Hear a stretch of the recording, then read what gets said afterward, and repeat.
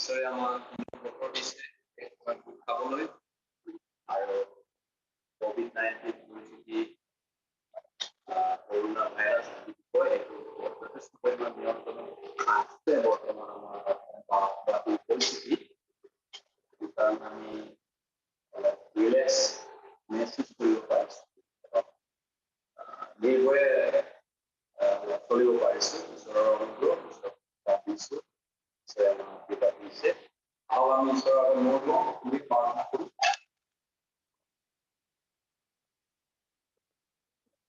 আমাৰ পবিত্ৰ জনা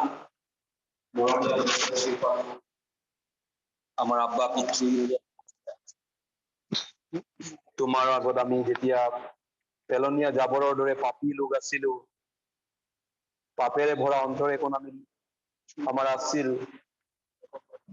তুমি দয়ালু হোৱা কাৰণে আমাৰ সকলো অপৰাধ কৰিলা প্ৰভু আমাৰ হৈ তুমি আমাৰ পাপৰ ভাৰ দিলা আৰু তোমাৰ সেই ত্যাগ বলিদানৰ দ্বাৰা মৃত্যুৰ দ্বাৰা আমাৰ সকলো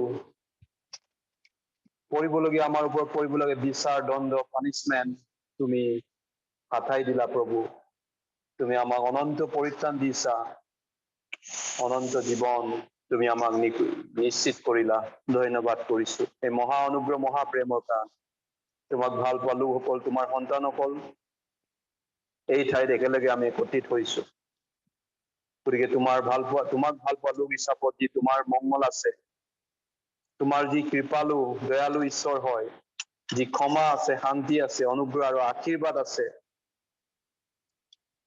অকল এই দুদিনীয়া আশীৰ্বাদ নহয় অনন্তকলীয়া আশীৰ্বাদো তুমি আমাক এতিয়া দান কৰক তোমাৰ অনুগ্ৰহৰ আত্মাৰে তোমাৰ বাইকৰ যোগেদি যাতে তোমাৰ পবিত্ৰ ইচ্ছা আমি বুজি পাই তোমাৰ অনুগ্ৰহৰ জ্ঞানত যেন বাঢ়ি বাঢ়ি যাওঁ প্ৰভুৰ বিষয়ে যেন অধিক জ্ঞান পাওঁ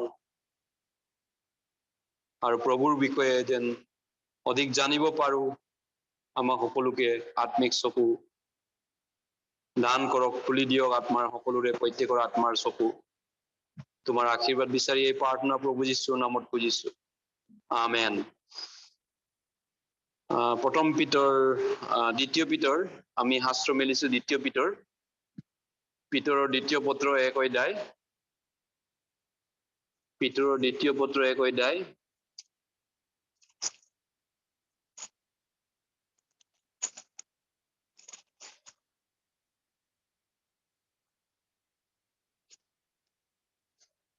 একৈশ পদ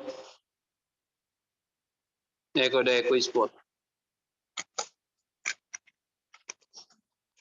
দ্বিতীয় পিতৰ 1 অধ্যায় 21 পদ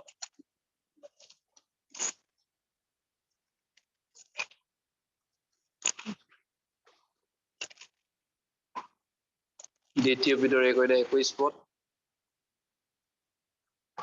দ্বিতীয় পিতৰ 1 অধ্যায় 21 পদ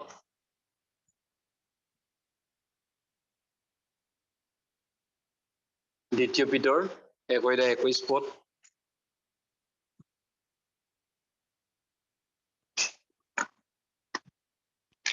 দ্বিতীয় পিতৰ 1 অধ্যায় 21 পদ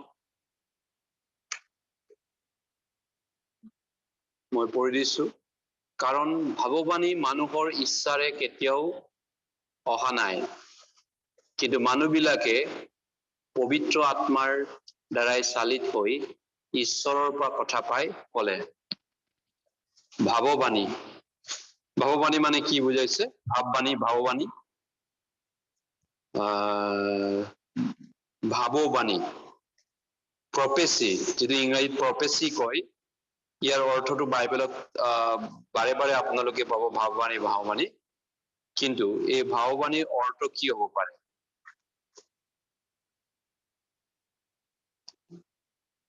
ভাৱবাণী প্ৰপেচি এইটো হৈছে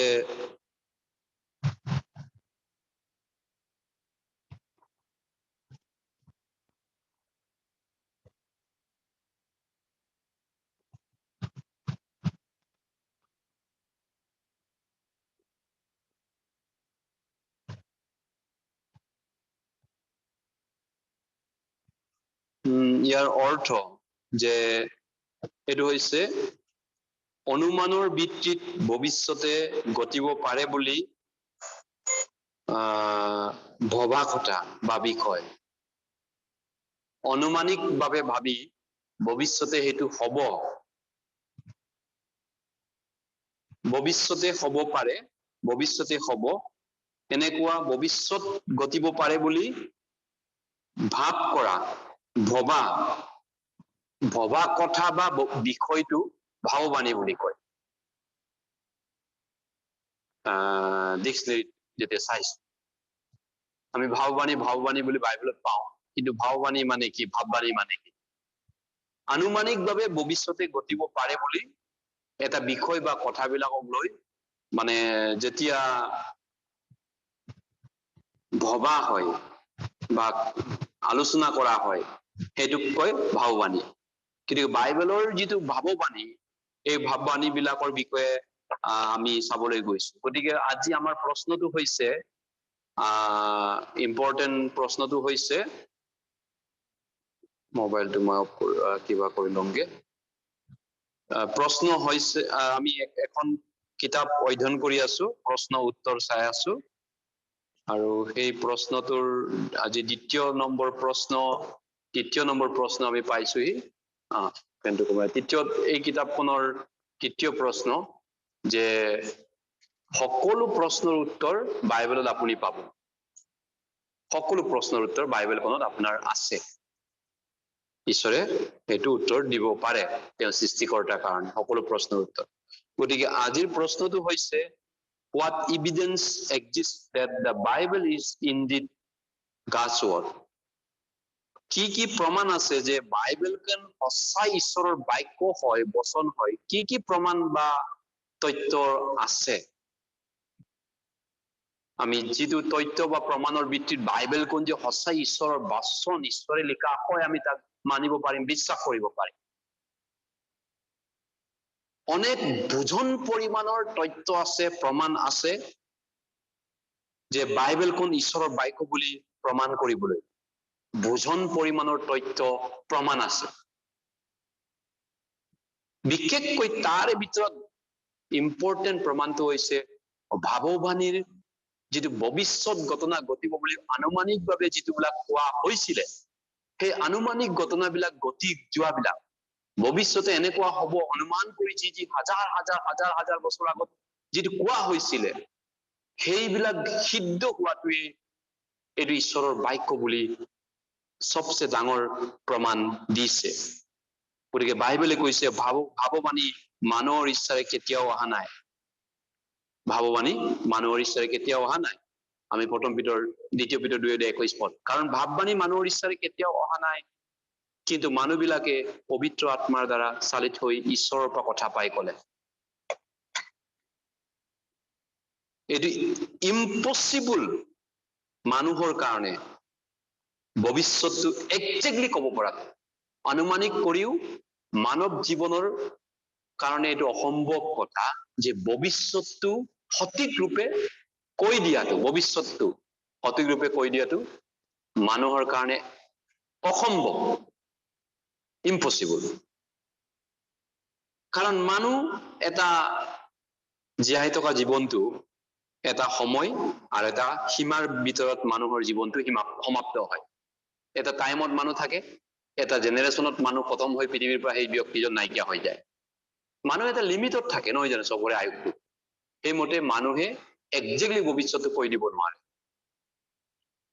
এইকাৰণে উপদেশক 4:8 আমি চাওঁ উপদেশক 8 ইয়াতে কৈছে যে কোনেও ভৱিষ্যতটো কি ধৰণে ঘটিব তাক ক'ব নোৱাৰে উপদেশক 8:7 পদ Ecclesiastes chapter 8 verse 7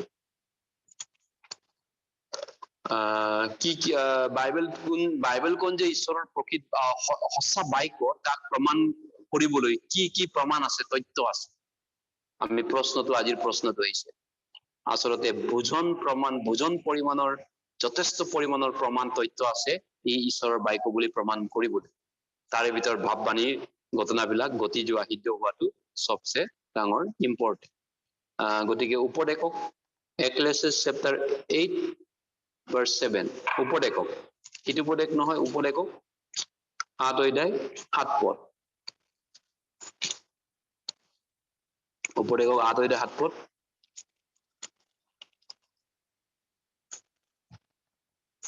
ওপৰে হাত হৈ যায় হাত পথ ওপৰে হাত হৈ যায় হাত পথ কিয়নো কি ঘটিব তাক তেওঁ নাজানে কাৰণ কি প্ৰকাৰে হে ঘটিব ইয়াক তেওঁ কোনে জনাব পাৰে কিয়নো মানুহক কৈছে কিয়নো কি ঘটিব তাক মানে মানুহে নাজানে কি ঘটিব for what he does not know what will happen he means mankind কি হব মনুষ্য জাতিয়ে সঠিক ৰূপে কব নোৱাৰে so who can tell him when it will occur তেন্তে মনুষ্য কোনে কব পাৰিব যে কেতিয়া এইটো ঘটিব 6 নম্বৰ কেতিয়া হব পৃথিৱীত কোনদিনা কুমাৰী জন্মত এই পৃথিৱীত এজন পুৰুষ জন্ম হব কেতিয়া কেনেকৈ জন্ম হব কি ধৰণে হব মহামাৰী কেতিয়া হব ভূমিকম্প কেতিয়া বেছি হব সেইবিলাক কথা কোনেও মানুহে সঠিক ৰূপে কৈ দিব পৰা মানুহৰ জ্ঞান নাই গতিকে ইয়াত অসমীয়া অনুবাদটো অলপ সঠিক নহয় who can tell him what when it will occur কেতিয়া ঘটিব ইয়াত লিখিছে দ্বিতীয় লাইনত হাত পদত দ্বিতীয় লাইনত কি কৈছে কাৰণ কি প্ৰকাৰে হে ঘটিব বা কেতিয়া ঘটিব কি ঘটিব আৰু কেতিয়া ঘটিব ইংৰাজীত তেনেকে আছে অসমীয়াত কি প্ৰকাৰে ঘটিব বুলি লিখিছে কেতিয়া ঘটিব আৰু কি ধৰণৰ ঘটনা ঘটিব ভৱিষ্যত সেইটো মানুহে নাজানে মনুষ্যই নাজানে আমি জানো কোনো মানুহ এই পৃথিৱীত আগজাননী কৰিব নোৱাৰে ভৱিষ্যতবাণী কৰিব নোৱাৰে ভৱিষ্যতবাণী কৰিব নোৱাৰে সঠিক ৰূপে যদিওবা আনুমানিকভাৱে নীতি পণ্ডিত বিলাকে ভৱিষ্যতবাণী কৰি মানুহবিলাকে মানে বিদ্যা বা মংগল চাওঁতা বিলাকে তেওঁলোকে টকা ঘটিবলৈ সেইটো বিভিন্ন ধৰণৰ পন্থা অৱলম্বন কৰিছে কেতিয়াবা এক বছৰ তলত 2 টকা দিয়ে আগত আমি পঞ্জিকা চাইছিলো মই যেতিয়া কলেজত হাইস্কুলত আছিলো চহৰত যেতিয়া আছিলো হাইস্কুলৰ পৰা দেওনা পাৰ কৰি কলেজত হাই ছেকেণ্ডাৰী পঢ়ি তেতিয়া বছৰ তলত 1 টকা 8 অনা 2 টকা দি পিনি বুঢ়া মানুহবিলাকে পঞ্জিকা লৈ বহি ইমান অৱস্থা নাই বুঢ়া মানুহটো 1 টকা 2 টকা পালে তাৰ কাৰণে বহুত আগনা বুঢ়া মানুহ তেওঁ ভৱিষ্যত কথা ক'বৰ কাৰণে ৰখি থাকে মানুহৰ ভৱিষ্যত মই বহুতবাৰ ভৱিষ্যত কথা দেখাবৰ কাৰণে বুঢ়া মানুহৰ ওচৰত গৈছো এই বজাৰৰ ওচৰত যে থাকে লোকৰ বেলেগ মানুহৰ আনখন চাই ভৱিষ্যত কথা কৈ দিয়ে যে তেওঁ ভৱিষ্যত জানে না তেওঁ যদি ভৱিষ্যত জনা হলে বিকুৰ দৰে 1 টকাৰ কাৰণে বছৰ তলত কিয় বহি আছে তেওঁ যদি আগতে যদি নিজৰ ভৱিষ্যত সম্পৰ্কে জনা তেওঁ আগতে কিবা এটা কৰিব পাৰিলে 1 টকাৰ কাৰণে 2 টকাৰ কাৰণে লোকৰ ভৱিষ্যত তেওঁ জীৱিকা হিচাপত জীয়াই থকা পইচাগত ৰাস্তাহে গৈছে একচুৱেলি ভৱিষ্যতটো সঠিক নহয় কোনো ভৱিষ্যত সঠিক নহয় তেওঁলোকৰ আনকি 1 ছেকেণ্ডত কি আপত্তি আছে সেইটোও মানুহে ক'ব নোৱাৰে কেতিয়াবা এনেকুৱাও পাইছো জ্যোতিকী ওচৰত গৈছে মানুহে তুমি 70 বছৰ জীয়াই থাকিবা দুটা ডেকা কাপোৰ ল'ৰা ছোৱালী আহিছে এই পৰা আশীৰ্বাদ ল'ব 70 বছৰ আয়ুষ্মান বাবা বুলি কৈ দিছে জ্যোতিষীয়ে 10,000 লৈছে ফিজ এনেকা আশীষ পাবি এনেকা তেনেকা বুলি কৈছে দুইটাই বাইকত ঘূৰি গৈছে ট্ৰাকৰ আগত পৰি সেইদিনাই খতম হৈছে সেইদিনাখনে খতম হৈছে জ্যোতিকীৰ প্ৰক্ৰিয়া ৰাস্তাত এনেকা বহুত উদাহৰণ আছে জ্যোতিকীয়ে মিছা কথা কোৱা কৰোণা ভাইৰাছৰ বিষয়ে কি পাতা পাইছে গতিকে মানুহে কোনে ক'ব পাৰে ভৱিষ্যত এইকাৰণে বাইবেলে ইউটিউবত 27 পদত কৈছে কালিৰ বিষয়ে গৰ্ব নকৰিবা কিয়নো কালি দিনটো কি ঘটিব মানুহ তুমি নাজানা এই মানুহ তুমি নাজানা মানুহ কালিৰ বিষয়ে গৰ্ব নকৰিবা do not boast about tomorrow do not boast about tomorrow for you do not know what a day may bring forth tomorrow Proverbs 27:1 কালিৰ বিষয়ে গৰ্ব নকৰিবা ঈশ্বৰে কিয়নো কালিলৈ কি ঘটিব তাক তুমি নাজানা ৰাইট মানুহৰ এইখিনি নম্ৰতা দৰকাৰ ঈশ্বৰৰ গতিকে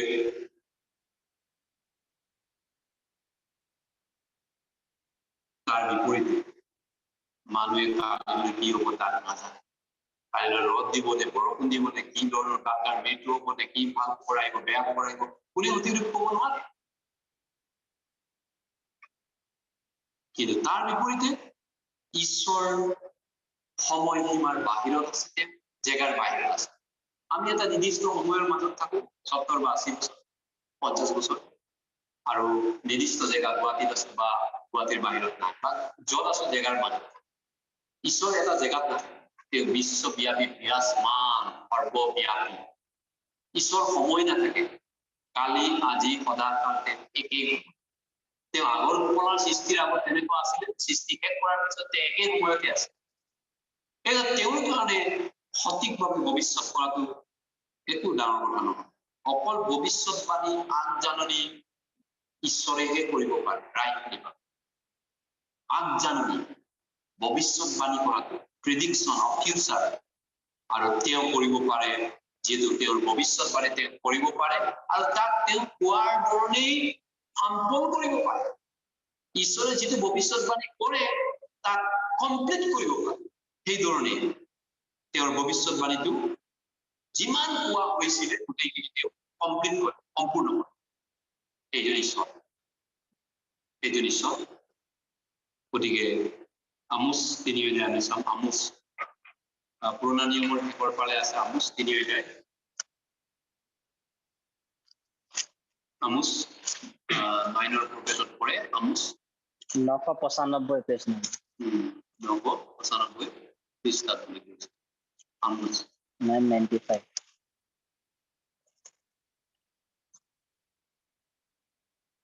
আমোচ আচলতে জুৱেলৰ আগত আছে। পৃষ্ঠাটো কিমান ক'লা? 995। 995 আমোচ 3 অধ্যায় 7। বহুত ইম্পৰ্টেণ্ট হয়, বহুত ইম্পৰ্টেণ্ট ভাববাণী।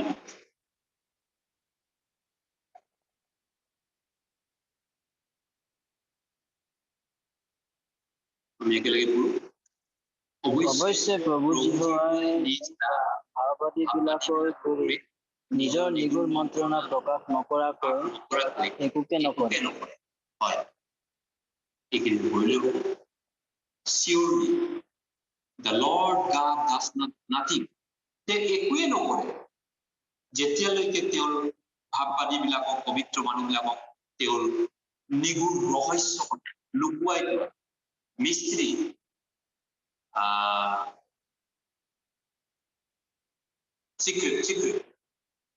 চিক্ৰেট মোৰ ল'ৰাটো কেতিয়াবা সৰু ল'ৰাটো কয় কচোন কি কৈছে, কি খাইছে কি কয় চিক্ৰেট এইটো ক'ব নাপায়।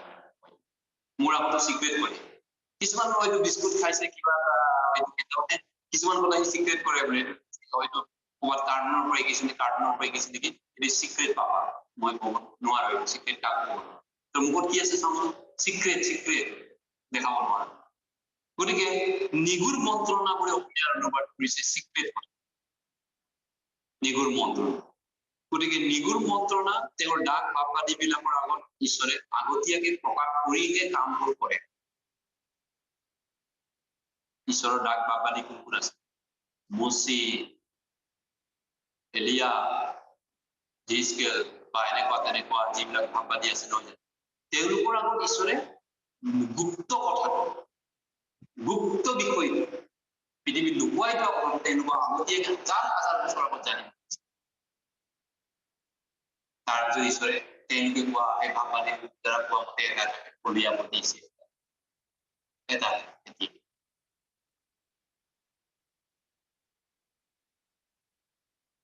গতিকে ভৱিষ্যত যিটো প্ৰিডিকশ্যন মানে আগজাননী বা ভৱিষ্যতবাণী,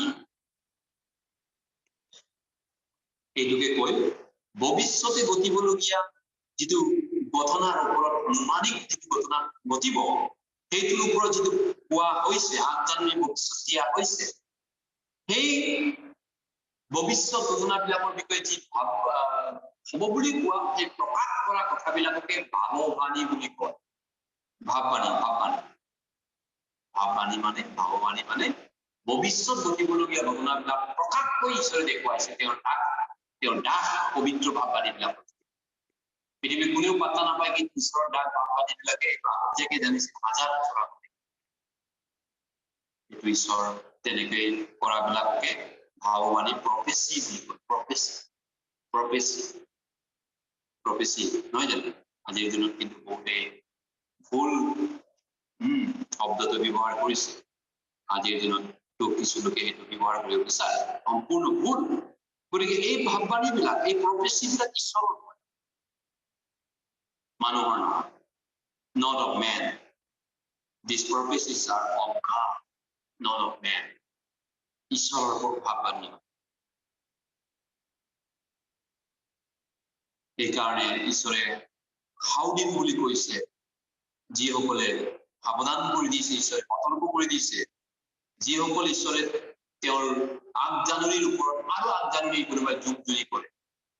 ঈশ্বৰে ভৱিষ্যতবাণী যি কৰিছে, ভৱিষ্যতে যি হ'বলগীয়া আছে আৰু কিছুমান ভৱিষ্যত, তাৰ ওপৰত যদি আৰু কোনোবা অতিৰিক্ত ভৱিষ্যতবাণী যদি কৰে, তেতিয়াহ'লে ঈশ্বৰে হাউদিন বুলি কৈছে।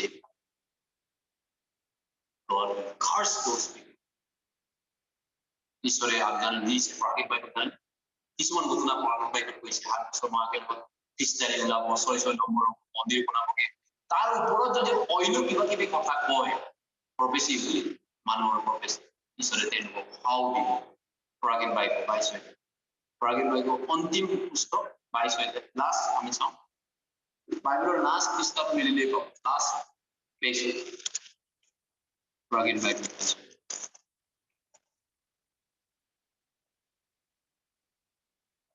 ১৮-১৯ পদ, কোনে পঢ়ি দিব? ১৮-১৯ পদটো, Revelation chapter 22 verse 18 and 19. এই পুস্তকৰ ভাৱবাণী বাক্য শুনা প্ৰতিজনলৈ মই এই সাক্ষ্য দি কৈছো, কোনে যদি এই বাক্যবোৰত কিবা যোগ কৰে, তেন্তে এই পুস্তকত লিখা উৎপাতবোৰো ঈশ্বৰে সেই জনাত যোগ কৰিব। আৰু কোনোৱে যদি এই ভাৱবাণী পুস্তকৰ বাক্যবোৰৰ পৰা কিবা গুচায়, তেন্তে এই পুস্তকত লিখা জীৱন বৃক্ষ আৰু পবিত্ৰ নগৰৰ পৰা তেওঁৰ ভাগ গুচাব। গতিকে যোগ বিয়োগ কৰিলে ঈশ্বৰে হাও দিব। গতিকে এই পুস্তক মানে প্ৰাৰম্ভিক বাক্যটো কৈছে, বা বাইবেলৰ কথা নহয় জানো? গতিকে এই প্ৰাৰম্ভিক বাক্য ঈশ্বৰৰ বাইবেলৰ ভাৱবাণী ঈশ্বৰে যেতিয়া চাপ মাৰিলে, ভৱিষ্যত কি কৰিব ঈশ্বৰে এইটো চিল মাৰি ঈশ্বৰে সমাপ্ত কৰি থৈছে। তাৰ ওপৰেঞ্চি যদি কোনোবা কিবা ক'ব বিচাৰে, তেতিয়াহ'লে ঈশ্বৰে হাও দিব, চাও পাব। এতিয়া কিছুমান বেলেগ নামদাৰী চাৰ্চবিলাকত নকলি মণ্ডলীবিলাকে প্ৰফেচি কৰা বুলি কয়, প্ৰফেচি কোৱা বুলি কয়। কোনোবা নৰকত নতুন জন্ম নোপোৱা সৰু ছোৱালী, একো নকৰা নুশুনা ছোৱালী এটাই প্ৰফেচি কৰা বুলি কয়। তুমি নিজৰ অৱস্থা নাজানা, তোমাৰ গিৰিয়েকৰ অৱস্থা নাজানা, তুমি কি গিৰিয়েকৰ লগত তুমি হিন্দু ছোৱালী ল'ৰাৰ লগত বিয়া হ'ব, সেইটো নাজানা, তুমি লোকৰ প্ৰফেচি ক'ব আহিছা। তোমাৰ গিৰিয়েক বেলেগক বিয়া পাতি আকৌ পলাই ফুৰিব, সেইটো তুমি নাজানা, প্ৰফেচি কৰিব আহিছা তুমি। নৰকত যাবলগীয়া এই মানুহবোৰ। গতিকে প্ৰফেচি মানে ভৱিষ্যত ঈশ্বৰৰ হ'ব লাগে, আৰু ঈশ্বৰে তাক ফলিয়াব লাগে, মানুহৰ নহয় এই প্ৰফেচি। গতিকে ঈশ্বৰে ইয়াত কি ক'ব বিচাৰিছে? আমি জানো যীশুৱে ৪১ এটা বাইবেল পঢ়ে, তোমালোকে সেই মূৰ্তিবিলাক আনক, তোমালোকে সেইবোৰক আনক, আৰু আগলৈ কি ঘটিব তাক আমাৰ আগত প্ৰকাশ কৰক। যিশুৱে আমি চাওঁ, যিশুৱে ঈশ্বৰে এই দেৱতাবিলাক, দেৱ দেৱীবিলাক, দেৱী ভগৱান বিলাক, Isaiah 41 41 পদ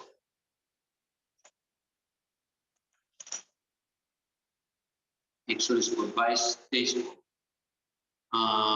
41 পদ 21 আৰু 22 পঢ়ি দিব। 21 আৰু 22 পদ, 41 আৰু 22। জিহুৱাই কৈছে, তোমালোকে নিজ নিজ গোচৰ উপস্থিত কৰা। জাকোবৰ ৰজাই কৈছে, তোমালোকৰ দৃঢ় প্ৰমাণ আনা। সিহঁতে সেইবোৰ আনক, আৰু আগলৈ কি ঘটিব তাক আমাৰ আগত প্ৰকাশ কৰক। আগে হৈ যোৱা কথা কি কি আছিল তাক তোমালোকে প্ৰকাশ কৰা, তেতিয়া আমি বিবেচনা কৰি সেইবোৰৰ শেষ ফল জানিব পাৰিম। বা ভৱিষ্যত ঘটনাবোৰ আমাক দেখুওৱা। গতিকে যিগুৱাই কৈছে তোমালোকে নিজ নিজ গোচৰ উপস্থিত কৰা, কাৰ আগত উপস্থিত কৰি ভগৱান বিলাকৰ দেৱী দেৱ দেৱী বিলাকৰ আগত কেছ কৰা, ঈশ্বৰে যিগুৱাই কৈছে প্ৰমাণ দিয়া। তেওঁলোক যদি ঈশ্বৰ হয়, ইহঁতে এইবোৰ আনো ভগৱান বিলাকক নিজৰ নিজৰ ভগৱান দেৱ দেৱী বিলাকৰ আৰু এই দেৱ দেৱী ভগৱান বিলাকৰ আগত কেছ গোচৰ দিও। কি কি ঘটিব ভৱিষ্যতে কৈ দিয়াচোন। হে মোৰ ভগৱান, হে মোৰ দেৱী, কৈ দিয়া। তুমি যদি ভগৱান দেৱী হয়, কৈ দিয়া ভৱিষ্যত কি হ'ব, ঈশ্বৰে কেনেকুৱা হ'ব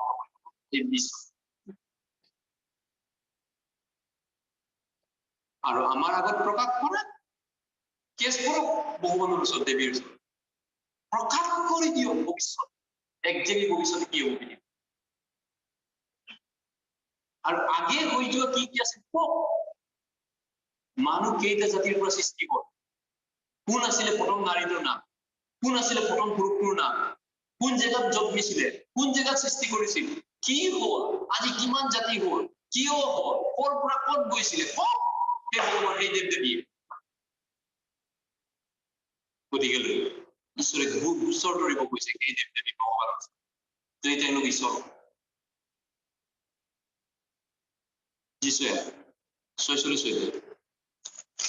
কিন্তু আমাৰ সৃষ্টিকৰ্তাই তাৰ বিপৰীতে আগতীয়াকে সব কথা কৈ দিছে।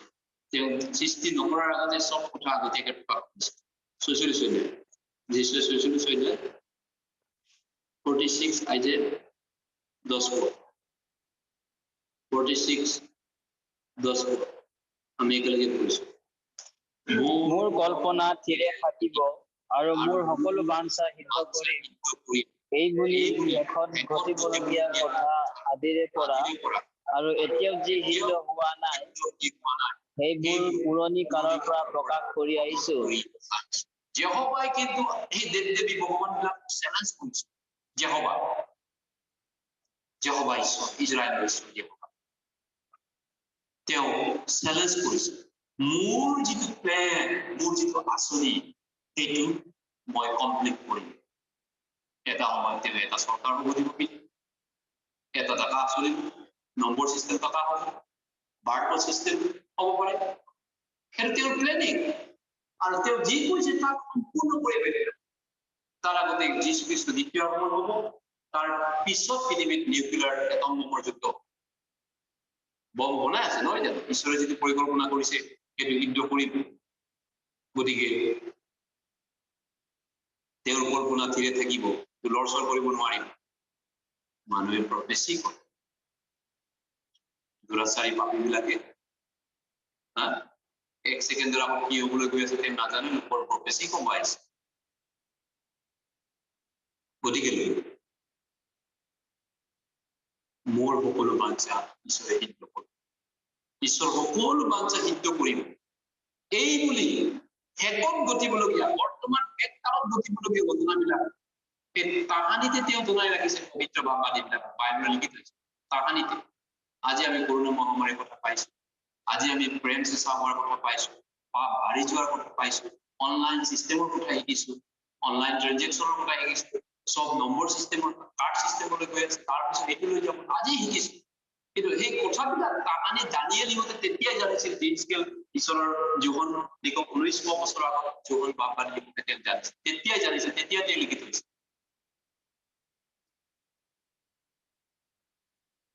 আৰু এতিয়াও যিবিলাক সিদ্ধ হোৱা নাই, এটম বম যুদ্ধ অন্তিম কৰা নাই, পৃথিৱী ধ্বংস হোৱা নাই, এতিয়াও হোৱা নাই এইটো। কিন্তু সেইবোৰ পুৰণি কালতেই মই প্ৰকাশ কৰিলো।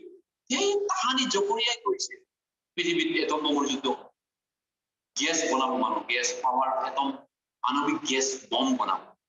আজি বনাইতো ৰেডি কৰি থৈছে মানুহ, নহয় জানো। সেই তাহানি আজিৰ পৰা 2600, 2700, 3000 বছৰ আগত সেইটো প্ৰকাশ কৰি থৈছে।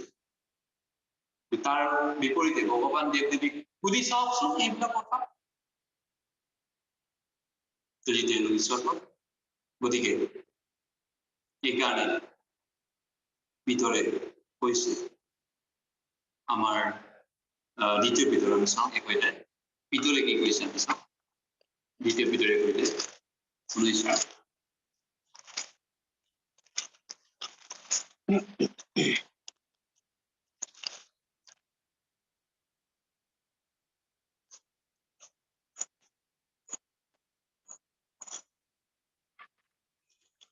দ্বিতীয় পিতৰে কৈছে 19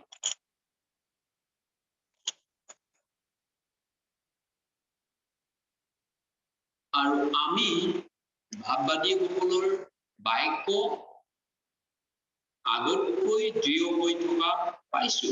Yes, বেছি ষ্ট্ৰং হোৱা দেখিছো আমাৰ পিতৰে দিনত কৈ।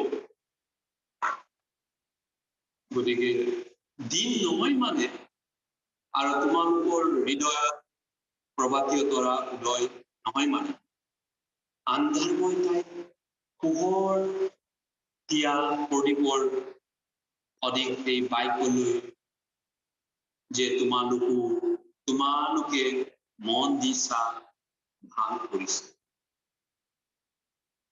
এইটো কনফাৰ্ম কৰিছে ঈশ্বৰে ভাৱবাদী বিলাকৰ যোগেদি। পাচনি পিতৰে ইয়াত কৈছে যে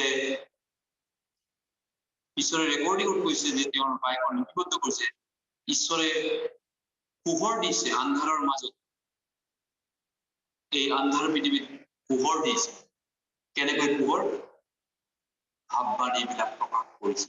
এই আন্ধাৰ পাপী পৃথিৱীত তাহানিতে এটাকে ভগৱান ঈশ্বৰে কৈ ৰাখিছে।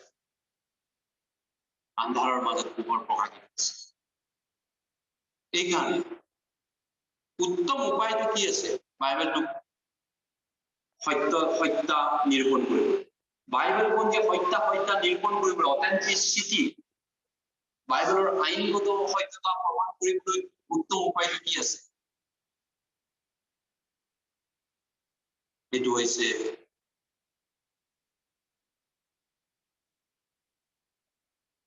বাইবেলখন উত্তম উপায়টো হৈছে শাস্ত্ৰ ভৱিষ্যৎবাণী ভাৱবাণীবিলাক ফুলফিলমেণ্ট সিদ্ধ হৈছে গতি যোৱাবিলাক ফলিওৱাইছে। আমি ফলিয়াইছে বুলি ঈশ্বৰৰ ভাৱবাণীবিলাক ফলিয়াইছে।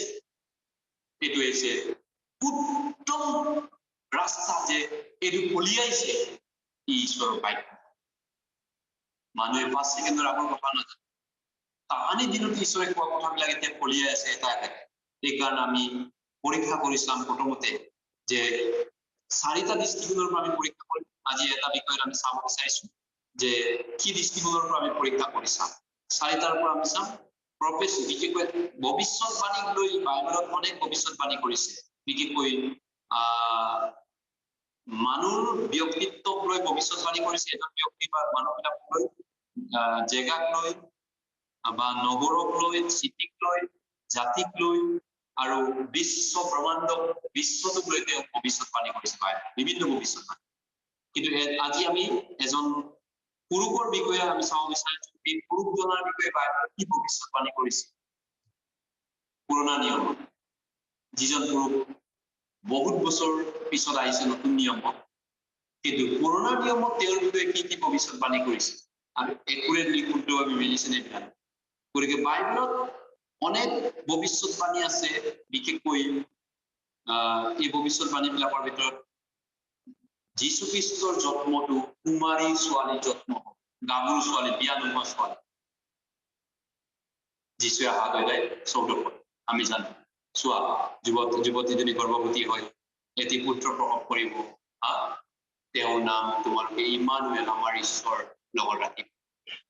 যীশুৱে পুৰণা নিয়মৰ বাইবেল আজিৰ পৰা 2700 বছৰ তেওঁৰ জন্ম কুমাৰী গৰ্ভত হৈছিল। আৰু তেওঁ দ্বিতীয়টো তেওঁৰ বিষয়ে যি ভাৱবাণী কৰিছিল, তেওঁ বেথলেহেম চহৰত জন্ম। পুৰণা নিয়ম মিকা 5:2 ভাৱবাণী আছে। মিকা 5:2 আমি চাব পাৰো। যিচুৱে আমি ইতিমধ্যে জানো, প্ৰায় সেমিনাৰত বহুতবাৰ ব্যৱহাৰ কৰো। মিকাটো আমি চাম মাইনৰ প্ৰফেটৰ ফালে আছে।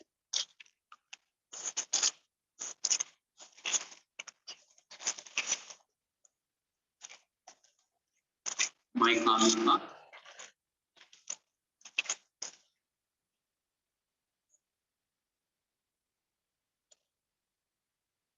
1008 পৃষ্ঠা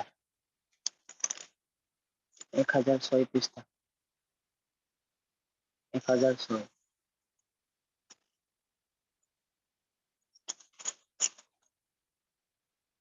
মিকা 502 পৃষ্ঠাটো কৈ দিব কোনো বিচাৰি পোৱা নাই 1008 1008 পৃষ্ঠাত দিয়াব বাইবেলৰ পুৰণা নিয়মৰ একৰ ফলে আছে 5:2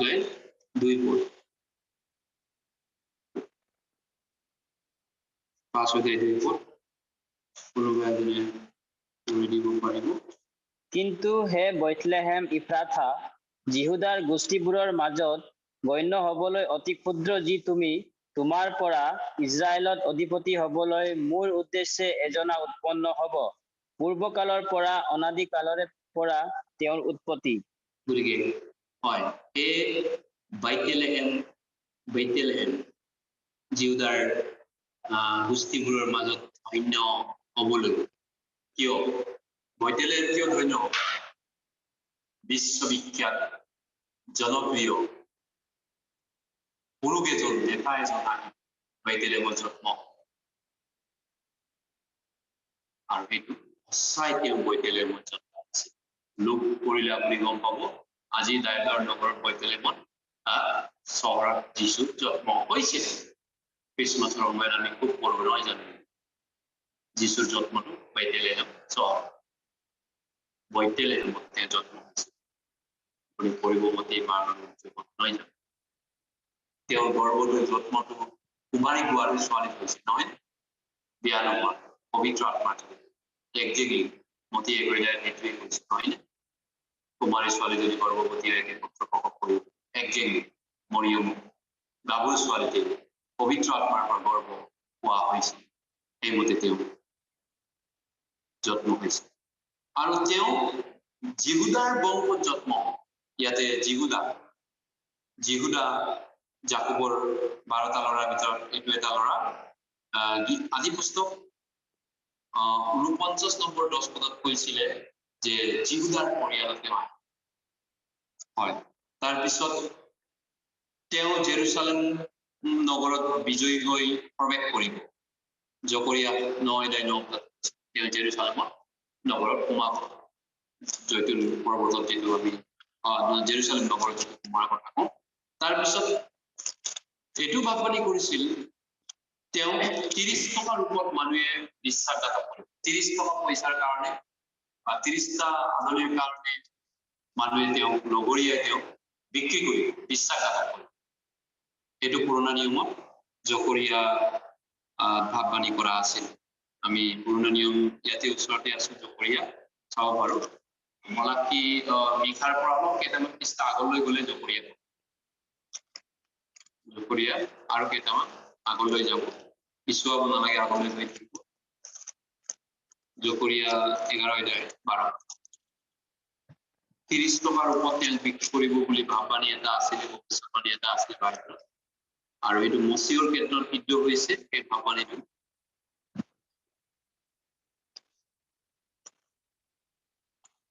জকৰিয়া 11:12 প্ৰথমে কৈ দিব 11:12 আৰু মই তেওঁবিলাকক কলো যদি তোমালোকে ভাল দেখা তেন্তে মোক মোৰ বেচ দিয়া যদি নেদেখা তেন্তে নালাগে তাতে তেওঁবিলাকে মোৰ বেচৰ অৰ্থে 30 চেকল ৰূপ জুখি মোক দিলে হয় 11:12 গতিকে মোৰ বেচ স্কুলটা জিহুদাৰ এইটো বিশ্বাসঘাতক কৰিবলগীয়া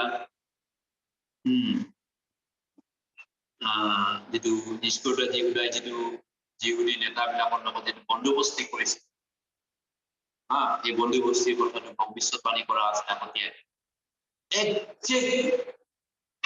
একজেক্টলি তেনেকৈ হৈছে নতুন নিয়ম পঢ়িলে একজেক্টলি স্কুলটা জিহুদা জিহুদীৰ মাজত চুক্তা চুক্তি 30 টকা লিখি দিছে আচৰিত ধৰণৰ মেচ গৈছিলে মিলি গৈছিলে তাৰপিছত তেওঁ বিৰোধীবিলাকৰ ধাৰণাকাৰীবিলাকৰ তেওঁ মাত নিমেলিব বুলি বাইবেলত পুৰণা নিয়মত লিখা আছে তেওঁ নিজক প্ৰতিবাদ নকৰিব পুৰুষৰ মৃত্যুলৈকে তেওঁ এটা মাত নেমেলে পুৰণা নিয়মত লিখা আছে যিশুৱে ক'ত আছিলে এইকাৰণে তেওঁ পুৰুষৰ মৃত্যুৰ সময়ত এটা মাত চুপচাপ আছিল তেওঁ নয় যিশুৱে তেওঁ নয় দায়াত আছে 7 পদত তেওঁ প্ৰতি নিন্দা পোৱা সময়ত প্ৰতি নিন্দা নকৰিব আৰু তেওঁ চুপচাপ থাকিব ভেড়াৰ দৰে ভেড়া যেনেকে চুপচাপ থাকে তেনেকে তেওঁ থাকিব বুলি পুৰণা নিয়মত এজন পুৰুষৰ বিষয়ে কোৱা হৈছে কিন্তু সেই পুৰুষজন আন কোনো নহয় আৰু সেইজন নিশ্চয় আমি জনা প্ৰভু যীশুৱে তেওঁৰ জীৱনত এইটো কলিয়াইছে যীশুৱে তেওঁলৈ দে 7 পদ Isaiah 53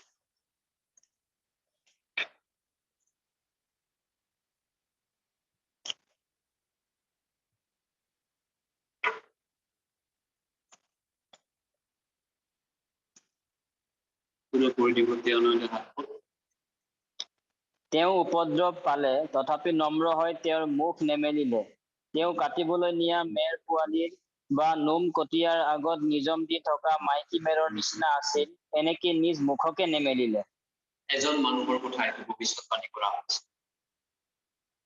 তাহানি বহুত তাহানি এই আদিম কাল এনেকুৱা এজন পুৰুষ আহিব তেওঁ কাটিবলৈ নিয়া পাতা বেৰা ছাগলীৰ দৰে তেওঁ টানি লৈ যাব চাল বাকলি চাই কৰি দিব কিন্তু এটাও কথা তেওঁ প্ৰতিবাদ কৰা হলে মচিও কেনেকে তেওঁ মানৱ জীৱনৰ পাপ তেওঁ কেনেকে ল'ব যদি তেওঁ নিন্দা প্ৰতিনিন্দা কৰা আপত্তি কৰা তেওঁ এবাৰো আপত্তি নকৰে আৰু এইজন কোন আছিলে এইটো কাৰ বিষয়ে কৈছে প্ৰভু যীশু খ্ৰীষ্টই এইজন তেওঁ ক্ৰুচৰ মাৰা দিনাখনলৈকে আমি গম পাইছো হয় গতিকে সেইটো তাৰপিছত তেওঁ চুপচাপ থাকিব সঁচাই চুপচাপ থাকিল তাৰপিছত তেওঁ দুখিত আৰু যাতনা দিয়া আত্মহত্যা কৰি দিবা যিয়ে তেওঁলোকে তেওঁক দুখ কষ্ট দিব মানে যাতনাত পেলাব তেওঁক উপদ্ৰৱ আৰু দণ্ডাজ্ঞাৰ দ্বাৰাই নিয়া হল আৰু তেওঁক যে জীৱিতবিলাকৰ দেশৰ পৰা বিচ্ছেদ কৰা হল তেওঁৰ কালৰ লোকবিলাকৰ মাজত কোনে ইয়াক বিবেচনা কৰিছিল মোৰ জাতিৰ অধৰ্মৰ কাৰণে তেওঁ আঘাতিত হল গতিকে এজন পুৰুষক এনেকৈ কৰা হল এজন পুৰুষৰ হত্যা বা মৃত্যু বিষয়ে ভৱিষ্যৎবাণী কৰিছে মচিয়ৰ বিষয়ে আৰু সেই মচিয়জন কোন হয় তেওঁ উপদ্ৰৱ উচ্ছন্ন উপদ্ৰৱ দুখ কষ্ট দণ্ডাজ্ঞা আৰু তেওঁ দিয়া হল মানে এইটো খ্ৰীষ্ট যীশুৱে তাৰপিছত তেওঁ হাত আৰু ভৰিত বিন্দিব হাত আৰু ভৰিত বিন্দিব এজন মানুহ সেইটো লিখা আছে পুৰণা নিয়মত হাত আৰু ভৰিত বিন্দা মানে এই গজাত বিন্দা কৰি দিছো হাতত বিন্দা কৰি হাতত আৰু ভৰিত এনেকে বিন্দা কৰি সুৰুঙা মানে বলটো গজাল মাৰি সুৰুঙা কৰি মাৰিব হাত আৰু ভৰি এজন মানুহৰ বিষয়ে এইটো ভাৱবাণী কৰা আছে গীতমালা 22 আমি চাওঁ গীতমালা 22 গীতমালা পুৰণা নিয়ম নতুন নিয়ম লিখাৰ 1000 বছৰ আগতে গীতমালা লিখা আছে 1000 বছৰ পূৰ্বতে গীতমালা 22 তাই প্ৰজা নতুন নিয়মৰ লিখাৰ আগত 1000 বছৰ আগত এই পৃথিৱীত ৰজা আছে ইজৰাইল 1000 বছৰ পূৰ্বে গীতমালা 22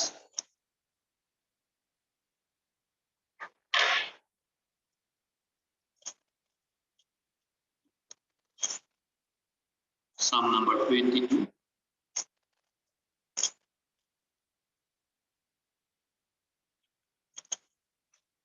22 16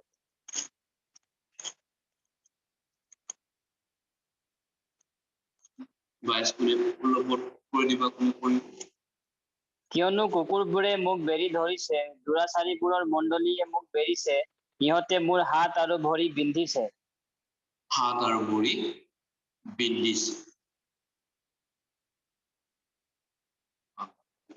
মচিয়ৰ বিষয়ে ভাৱবাণী কৰাটো আমি দেখা পাইছো আৰু মচিয়ৰ জীৱনত এইটো ফলি আহিছে হাত আৰু ভৰি বিন্ধা হাত আৰু ভৰি বিন্ধিছিল আৰু সেইমতে হাত আৰু ভৰি বিন্ধা কৰিছিলে ক্ৰুচত যীশু খ্ৰীষ্ট নহয়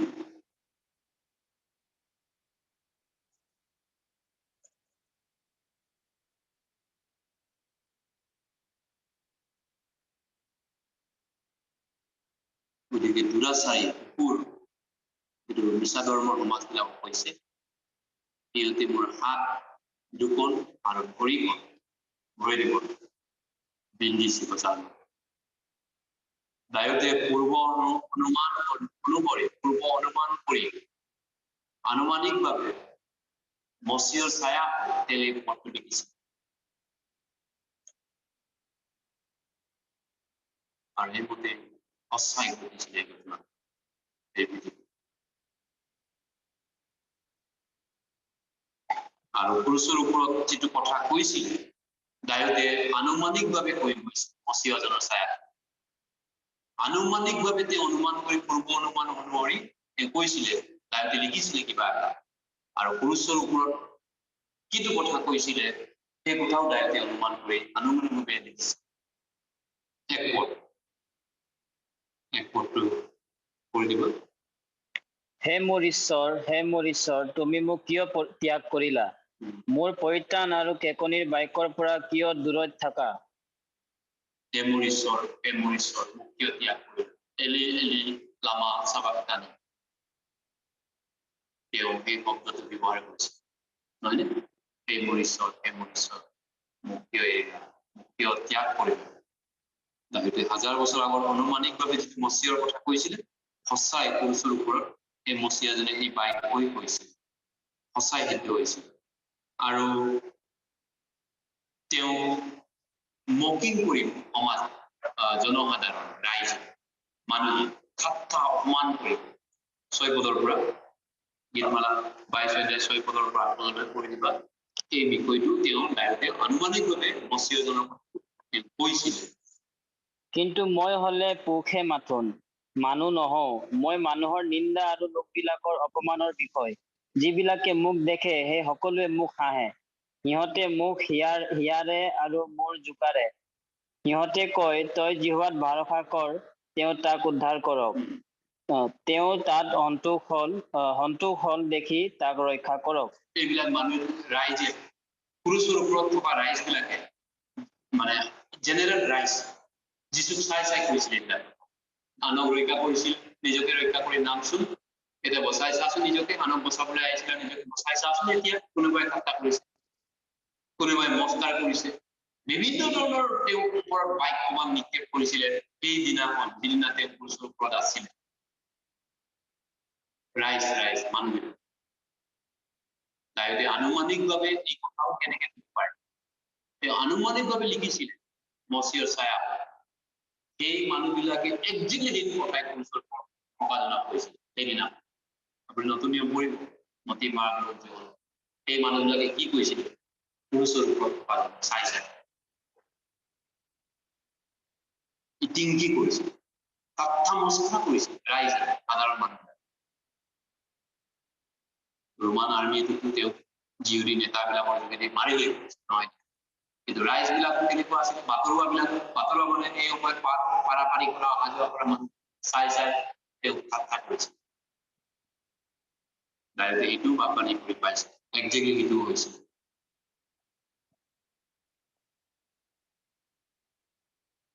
তাৰপিছত তেওঁৰ মৃত্যু 22-31 পদটো কি কৈছে সিবিলাকে আহি তেওঁ নিজ কাৰ্য সিদ্ধ কৰিলে বুলি কৈ আগলৈ জন্মিব লগা লোকবিলাকৰ আগত তেওঁৰ ধাৰ্মিকতা প্ৰকাশ কৰিব গতিকে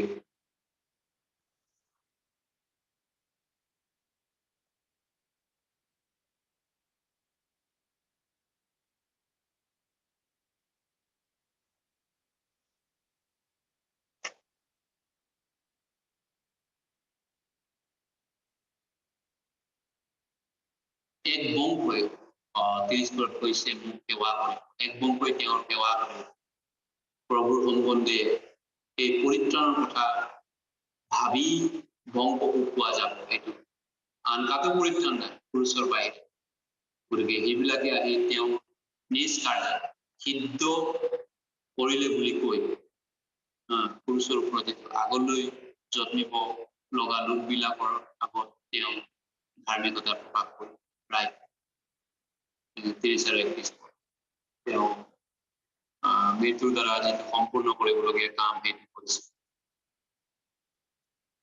আৰু তেওঁৰ হাত ভৰি কিন্তু হাড় দি ভাঙা নাযাব তেওঁ যিমানে মাৰক বজাৰত হাত দিয়ক তেওঁৰ হাড়বিলাক এটাও ভাঙা নাযাব আজিকালি বাইক এক্সিডেণ্ট গাড়ী এক্সিডেণ্ট যিকোনো মানুহ এক্সিডেণ্ট ভৰি বিকালে হাত বিকালে হাড় ভাঙিছে নেকি টেষ্ট কৰে আজিৰ দিনত হাড় পৰীক্ষা কৰে নহয় জানো তেতিয়াৰ দিনত হাড় পৰীক্ষা কৰাটো অলপ বেলেগ আছে এই দিনত এই সময়ত কিন্তু যিছু হাড় এটাও ভাঙা নহয় এইটো কোৱা আছিলে পুৰণা নিয়মত যাত্ৰা পুস্তক 22:12 অধ্যায় 46 যিজনক আৰা হ'ব হাতত তেওঁ হাড় ভাঙিব নোৱাৰে যাত্ৰা পুস্তক 110 12 অধ্যায় 13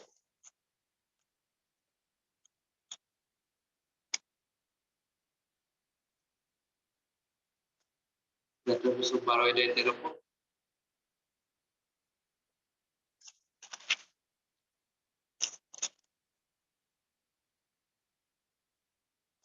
46 পড়েছে 46 12 অধ্যায় 46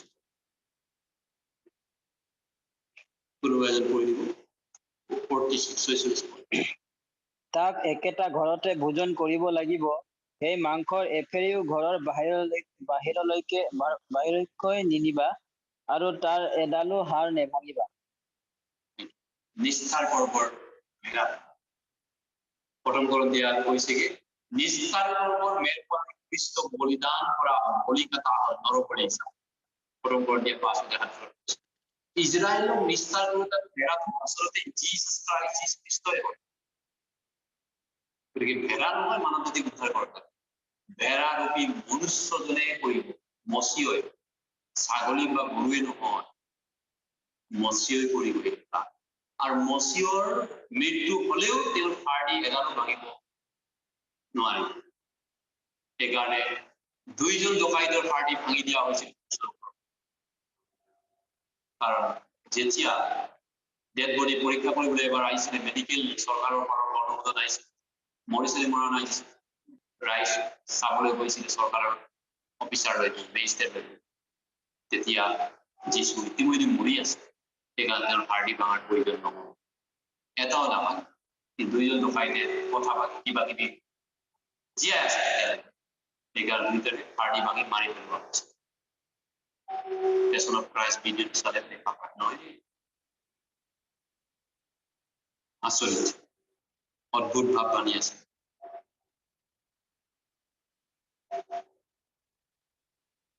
তেওঁৰ কেনেকা জেগাত পুতিব এইটো ভাৱ বাণী কৰা আছিল যি কি নহওক তেওঁৰ কেনেকে তেওঁ মৈদাম দিব এইটো আমি চাব পাৰো তেওঁ মৈদাম দিয়াটো গীতমালাত তেওঁ যিশুৱে তেওঁ নহয় যিশুৱে তেওঁ আছে আইডিয়া 53 আছে তেওঁৰ মৈদাম দিব মোক কোন জেগাত দিব কিছুমান মানুহ নিজকে ভৱিষ্যৎবাণী কৰে মোক ইয়াতে পুতিব মৰিলে বাবা মোক ইয়াতে পুতিবা এইটো জেগাতে এনেকে বিভিন্ন ধৰণে ভৱিষ্যৎবাণী কিন্তু যিশু ভৱিষ্যৎবাণী মানুহে তেওঁ নিজে কৰা নাছিলে হাজাৰ তেওঁ জন্ম নোহোৱাৰ 500 বছৰ আগতে প্ৰায় 1000 বছৰ আগত বাইবেলে ভৱিষ্যৎবাণী কৰিছিলে তেওঁৰ ক'ত মৈদাম দিব তেওঁ কোন জেগাত কেনেকা জেগাত যিশুৱে তেওঁ লৈ যায়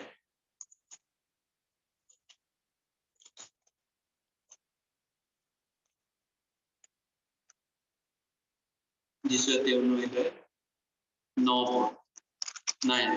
53:9 পঢ়ি দিব 53:9 আৰু লোকে দুষ্টবোৰৰ লগত তেওঁৰ মৈদাম নিৰূপণ কৰিলে আৰু মৃত্যুত তেওঁ ধনৱানৰ লগত আছিল, তথাপি তেওঁ কোনো অত্যাচাৰ কৰা নাছিল আৰু তেওঁৰ মুখত কোনো ছলৰ কথা নাছিল। আৰু দুষ্টবোৰৰ লগত তেওঁৰ মৈদাম নিৰূপণ কৰা হব। দুষ্টবোৰৰ তেওঁ একচুৱেলি দুষ্ট মানে পাপিষ্ট দুজন মানুহৰ লগতে একেলগে ফুটা হৈছিল, একেলগে ফুটা হৈছিল দুজন পাপিষ্ট। এই যে ডকাইত দুটা, যিজন ডকাইতে একেলগে মৰিছিল, সেই ডকাইত দুটা তিনজনে একেলগে মৰিছিল।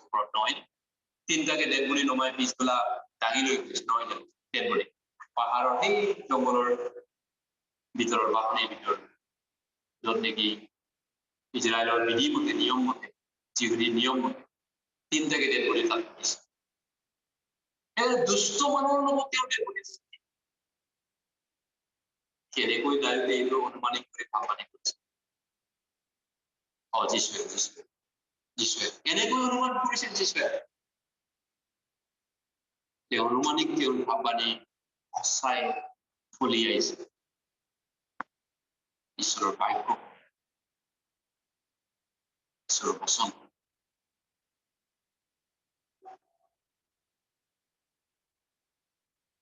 তাৰপিছত তেওঁ জীউতাৰ বিষয়ে ভৱিষ্যৎবাণী কৰিছে। তেওঁৰ মৃত্যু হৈ খতম হৈ নাযায়। মৃত্যুৰ পৰা তেওঁ চাবলৈ গৈছিল জেগাত এদিনা চানডে মৰ্ণিঙত তেওঁ পুনৰুত্থান উঠিব। গীতমালা 16, গীতমালা 16, গীতমালা 16 নম্বৰ।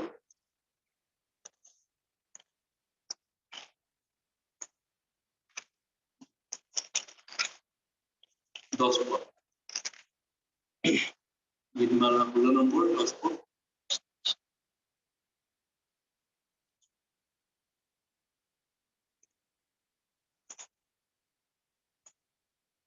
দিব কোনোবাই 16 নম্বৰ 10 পদ। কিয়নো তুমি মোৰ প্ৰাণ চিৰলৈ পৰিত্যাগ নকৰিবা, তোমাৰ পবিত্ৰজনক পৰিত্ৰাণ দেখিবলৈ নিদিবা। হয়, গেলিবলৈ পচিবলৈ নিদিলে তেওঁ ডেড বডি। একজেক্টলি ডায়োডে যিটো ভাৱবাণী কৰিছিলে আনুমানিকভাৱে এজন মচিহৰ কথা, সেই মচিহৰ বিষয়ে ভাৱবাণীটো ফলি আহিছে। ডায়োডৰ এইটো গীত আছিলে, ডায়োডৰ ৰচিত গীত।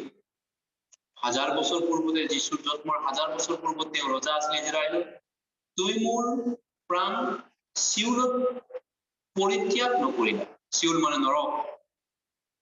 তোমাৰ পবিত্ৰজনক গেলি গুচি যাবলৈ নিদিলা।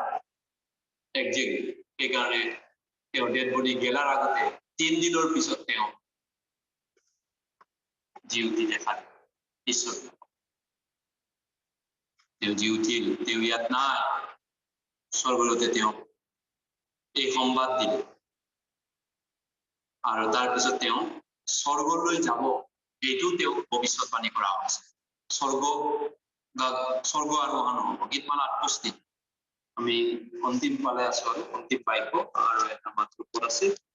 গীতমালা 68, 68।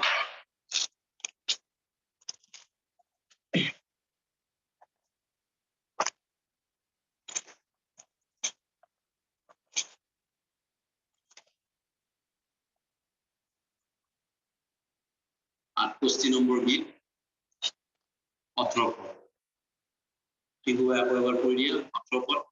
তুমি ওপৰলৈ উঠিলা, তুমি বন্দী কৰাবিলাকক বন্দী কৰি লৈ গলা। প্ৰভু যীশুৱাই মনুষ্যৰ লগত থাকিব নিবিতে তুমি সিহঁতৰ পৰা উপহাৰ গ্ৰহণ কৰিলা। এনেকৈ তুমি বিদ্ৰোহীবোৰৰ পৰাও উপহাৰ গ্ৰহণ কৰিলা। হয়, গতিকে এইটো যীশু খ্ৰীষ্টৰ পুনৰুত্থান, স্বৰ্গ আৰোহণ এই বিষয়ে ইয়াতে কৈছে। গতিকে তেওঁ জি উঠিল, স্বৰ্গলৈ গল। তাৰপিছত তেওঁ পিতৃ ঈশ্বৰৰ সোঁফালে এতিয়া বহিব, এইটো ভাৱবাণী কৰিছে। গীতমালা 110, অন্তিম বাইবেল পঢ়ি আমি চাম। 110 নম্বৰ অধ্যায়, 110 নম্বৰ গীত।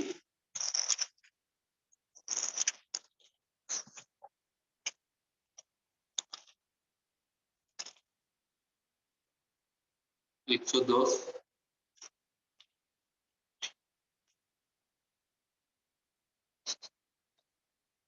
110 এক পদ আমি 110 এক পদ উলিয়াব গীতমালা 110 এক পদ আমি একেলগে পঢ়িছো জিহুৱাই মোৰ প্ৰভুক ক'লে মই তোমাৰ শত্ৰুবোৰক তোমাৰ ভৰি পীড়া নকৰো মানে তুমি মোৰ সোঁহাতে বহি থাকা কুলতে বহি থকা এই ক'ত বহিব পিতৃৰ কুলাত বহি থকা যেতিয়ালৈকে ঈশ্বৰে তেওঁৰ শত্ৰুবিলাকক ঈশ্বৰে ভৰি পীড়া তল নকৰিব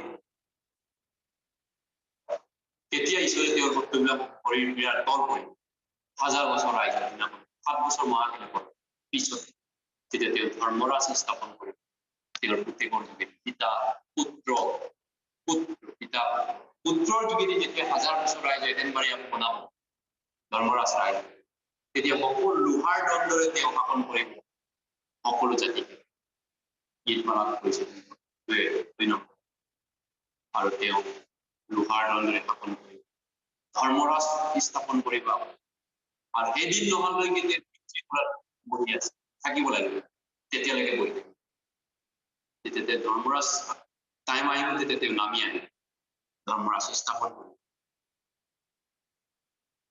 গতিকে ঈশ্বৰৰ বাক্য আজি আমি প্ৰমাণবিলাক চাইছো যে বাইবেল যদি ঈশ্বৰৰ বাক্য তাৰ তথ্য প্ৰমাণ কেনেকৈ আমি বিশ্বাস কৰিম ভোজন পৰিমাণৰ তথ্য প্ৰমাণ আছে তাৰে ভিতৰত আমি 4টা বিষয় চাওঁ আজি এজন মানুহৰ বিষয়ে চাওঁ মচিহৰ বিষয়ে চাওঁ তেওঁৰ বিষয়ে যি ভৱিষ্যৎবাণী কৰিছিল আনুমানিক ভাৱবাণী কৰিছিল আনুমানিকভাৱে তেওঁৰ বিষয়ে যি ভৱিষ্যৎবাণী আগজাননী কৰিছিল এই গোটেইখিনি বিদ্ৰোহবোৰ আমি কৰিব লাগিব আমি অহা বুধবাৰে চাম নগৰৰ বিষয়ে দেশৰ বিষয়ে বিশ্বৰ বিষয়ে কেনেকৈ ভৱিষ্যৎবাণী কৰিছে আৰু কেনেকৈ বিদ্ৰোহ কঢ়িয়াইছে আমি অহা বুধবাৰে আমি চাম গতিকে যি কি নহওক আমি এনেকৈ ঈশ্বৰৰ বাক্য আমাৰ বাইবেল জ্ঞান ভাণ্ডাৰ পৰা পাবা বহুতখিনি একেলগে যীশুৰ বিষয়ে মই অধিক জানিম Jesus, more about Jesus, Jesus বিষয়ে মই শুনিম তেওঁৰ প্ৰেমৰ কথা কৈ থাকিম তেওঁৰ বিষয়ে অধিক মই জান সকলোৱে নোৱাৰে আপুনি আজি ক'ৰবাত যোৱা হ'লে আপুনি এতিয়া বাক্য নাপালে ধৰক আপুনি ক'ৰবাত 3 আৰু 4 নাহাগলা তেনেকৈ তিনি চাই আছে কিবা এটা কৰি আছে কিন্তু আপুনি কিবা এটা আহি অলপমান আপোনাৰ জ্ঞানটো বাঢ়ি সেইকাৰণে আপুনি এলাহ নকৰি এই কোৰ্সটো এই কিতাপখন শেষ কৰিব পাৰে আপুনি সব প্ৰশ্নৰ উত্তৰ পাই যাব আপোনাৰ বাইবেলৰ বিষয়ে আপোনাৰ জ্ঞান ভাণ্ডাৰ বাঢ়ি যাব নলেজ বহুত জ্ঞানী মানুহ হ'ব ঈশ্বৰে আপোনাক কৰিব এতিয়া প্ৰাৰ্থনা কৰিছে মৰমীয়া পিতৃ তোমাক ধন্যবাদ দিছোঁ আমাৰ সকলো তোমাৰ পবিত্ৰ তোমাৰ আৰু এই ভিডিঅ'ৰে আমাকে ধন্যবাদ কৰিছোঁ তুমি আমাৰ অনুগ্ৰহৰ তোমাৰ অনুগ্ৰহৰ জ্ঞান বাঢ়ি আৰু এতিয়াও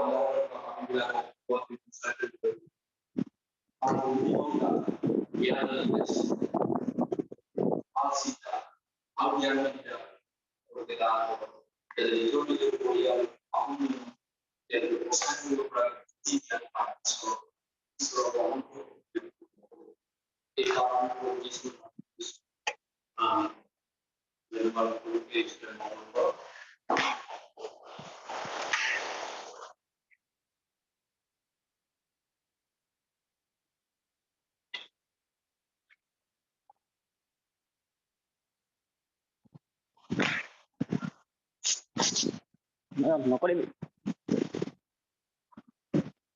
মই ভাবিলো কেঞ্চেল কৰি দিম